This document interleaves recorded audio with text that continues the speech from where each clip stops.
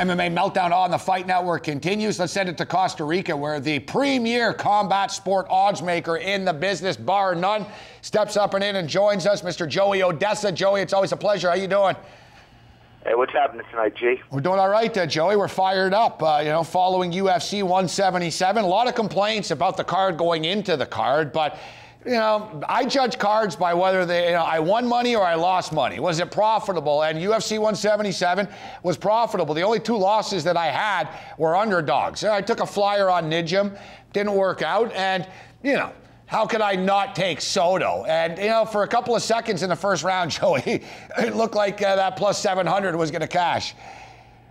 Yeah, I tell you what, I believe all the favorites swept on the card. So, not surprising, but, the number was too high. I saw 15-1. I saw close as low as 8-1, against Dillashaw. And, before Dillashaw won the title, everybody had Dillashaw written off for dead. And then he goes out there, crushes Barao, who, had his problems. There's a lot of complaints out there, and to be political, I guess they're saying that, he deserves his show money, but I don't think he deserves his show money. What would you guess that him not fighting cost the UFC? Well, in advertising alone, probably $1 million. I know, Joey, for like a GSP type of fight, they put like $3 million marketing into it. This one, I don't know, $500,000 at least, $1 million, give or take, plus the embarrassment of it all. But the thing that bothers me the most is they call it a medical issue. Oh, Cejudo pulled out of the fight because of a medical issue. Barao, a medical issue. It's not a medical issue. It's an unprofessional issue. I understand that weight cutting is vicious and that it's barbaric and it's awful and it's the dark side of MMA that the average fight fan doesn't know about or doesn't see. But with that being stated, if you're actually in shape and you time this properly, you don't put yourself in a position where you're falling in a bathtub and hitting your head. Now, he says everything is fine, but you know this, Joey, and you know this. I brought this up off the top of the program in that this stuff happens all the time, and we don't know about it. And you know this because I told you about this, and we cashed a ticket on this with a main event, a UFC main event fighter that was so sick in his hotel room, he was looking for IVs. And they didn't want to take him to the hospital because if they took him to the hospital, he wasn't going to be able to fight. So he never went to the hospital. We knew about this, and we took the other guy, and we won. This stuff happens all the time, and no one knows about it, Joey. Yeah, there's a right way to make weight and a wrong way, and people were saying, well, he got sick. Well, he got sick from not doing it properly. It's like showing up at the boardroom without your notes, and you had plenty of time to prepare it. You have to cut properly. And you'll get sick from not, if you don't eat, if you starve yourself, if you wait till the last minute, if you dehydrate yourself too much, your body's not used to it. Every wrestler knows, anybody that was ever competitive that had to cut weight, there's a right way to do it and a wrong way to do it. There are issues that come up. People get sick, but I don't think there was any excuse. And I'm a fan of the wrestlers. I think Cejudo, I don't know what, I don't want to say anybody should get cut. I think Barao should get another shot, even though he cost the company a ton of money. But Cejudo, this is like the third time, and is overall that he hasn't made weight, and his first time in the UFC. How do you do that? Joey Odessa with us. So, Joe, you've got your work cut out for you once again this week, and it sounds like you're a little bit under the weather, actually, right now. So, normally you got 2 fight cards in a day, and you're groaning about it earlier in the week, Joey. You've got 2 fight cards this week going on at the exact same time. You're going to have to be grading, keeping your eye on Bellator and the UFC. It's amazing they're going head-to-head on a Saturday night. And not only are they going head-to-head, they're miles apart from each other in the same state in Connecticut, Joey. On a Friday night, though. This is a Friday night. A Friday night. Sorry, Friday, Saturday. My days are bad here, Joey. What's the 5th? Yeah, I had Friday. It mixed up too. Invicta's actually going on Saturday, which is now owned by the UFC, and they're going head-to-head with Lion Fight, I believe. Or Lion Fight might be on the 5th. I tell you, there's a lot of fights this week.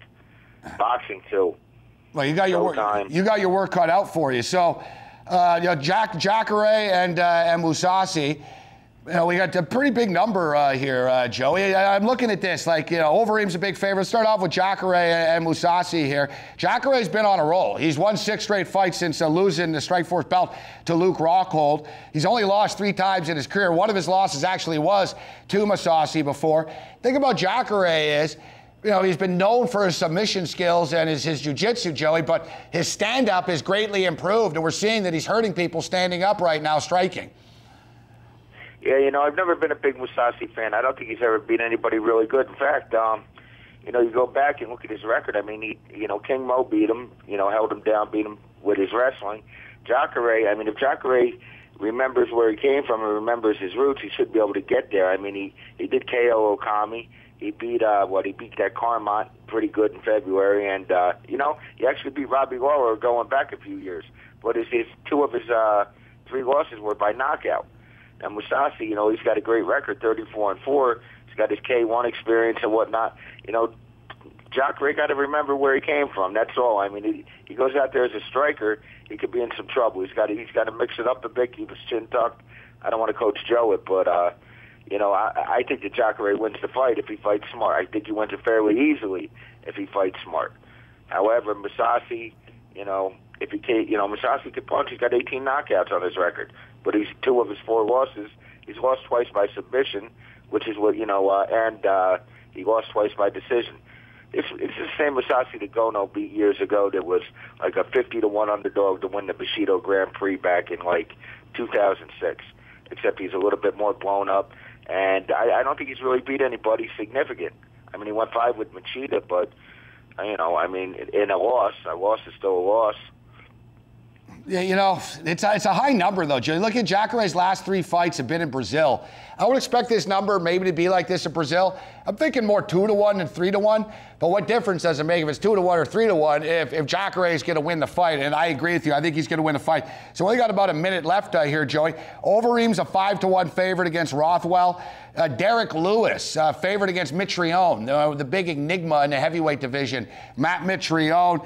We got our guy, Mike Chiesa, who's a regular on this program, taking on Lozon in an interesting matchup, Joey, in which, you know, Chiesa's a favorite in this fight. I'm surprised about a lot of these numbers. I'm surprised that Derek Lewis is a favorite against Matt Mitrione as well.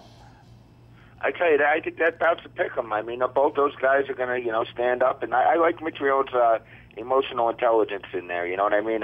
He did, you know, he beat that Sean Jordan, who just came off a win against that May kid who can't fight a cold. But Mitrione was supposed to fight Struve before Struve passed out in last summer or this summer in July.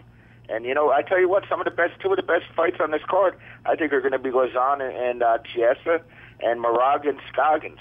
Those are 2 real badass bouts right there. Right? In fact, Scoggins being such a big favorite, you know, people are going to get caught speeding there. John Moraga, you know, he's gangster. We like him. Yeah, John Moraga was our guy. He was very good to us. We cashed a couple of tickets with him, but we've given it back to the books. So hopefully we can get some of it back this Friday the 5th, man. I've been bad with dates ever since football started and last month or so. I don't even know what time it is, what day it is. All I know is when it's time to post up the play, Joey. Great stuff as always. You want more Odessa? We talk about the prelims on SiriusXM, MMA Meltdown Radio every Tuesday night at 10 o'clock Eastern. Get well, Joey. Always a pleasure. Hey, my pleasure, G. Have a good one. There's Joey Odessa with us. Man, time just flies by. MMA Meltdown continues.